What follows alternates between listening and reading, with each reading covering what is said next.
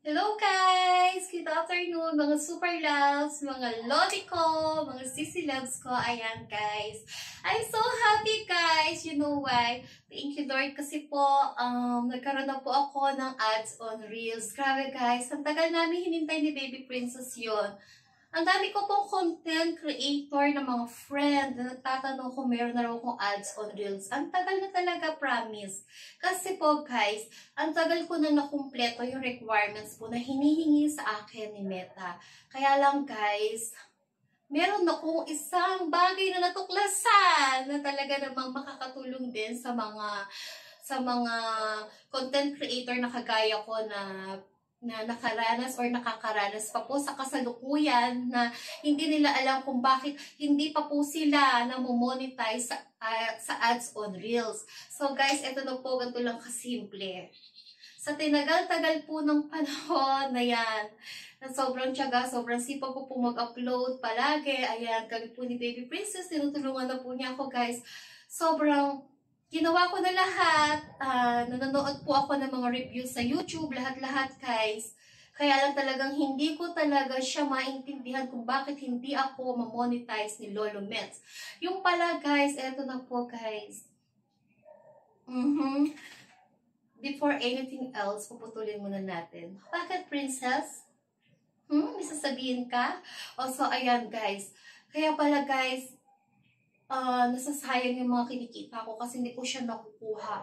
Hindi ko siya nakukuha guys kasi nga hindi ako ma-monetize ni Lolo Met. So sayang po talaga. Pero kagabi guys, nakalagay na po doon, nakita ko na po siya na pag nakumpleto ko lang daw po yung requirements or kung magkano ba yung dapat nating makuha kay Lolo Met. Na ganyan po, nakikitain po natin. Pag na-coverage na po natin yun is papasok na po siya sa account ko. Guys, thank you Lord. And eto lang po guys ang ginawa ko. Syempre guys, ganito po kasi yun. Paano ba? Sige nga guys. So ganito yung guys. Ganun lang kasimple. Palagi po kasi ako nagkakalikot sa cellphone ko. Nag-aabang ako. Nanonood ako ng mga dapat kong panoorin. Mga tutorial kung paano ko pa talaga ako ma-monetize. Kasi ang tagal ko na po guys na na-complete ang aking 60k views. Sobrang tagal na po. Lahat na po na requirements, complete na po talaga. Tapos sumating ako sa point na talagang parang gusto ko na sumuko. Ayoko na talaga. Tapos guys, ito lang ang ginawa ko. Thank you po sa aking coach. Natuklasan po namin. Pinasa ko sa kanya. Yun po. May message sa akin si Lolo Mets na nakalagay po doon na... nakalagay po doon ay... Wait guys, babasahin ko sa... So, eto na guys.